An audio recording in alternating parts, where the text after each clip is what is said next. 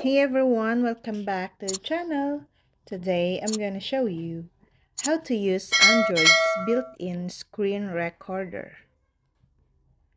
Android 11 and later versions have built-in screen recording features that make it easy for users to record their device's screen without additional apps or tools. Here's how to screen record on Android with built-in features. First, open your Android device quick settings panel by swiping down from the top of your screen. Look for the screen recorder icon and tap on it.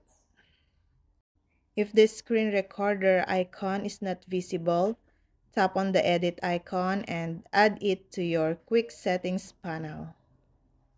Then choose whether to record audio or select the recording area according to your needs. Once done, tap on the Start button to start recording. Once you're done recording, tap on the Stop icon in your notifications panel or the screen record icon again. Then, the recorded video will be saved to your device's gallery app. Screen recording on Android is a helpful feature that can come in handy in many situations.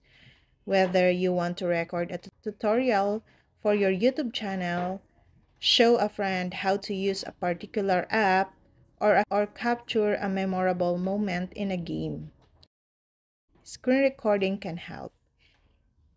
And that's all. Thank you guys for watching this video, and see you guys in the next video.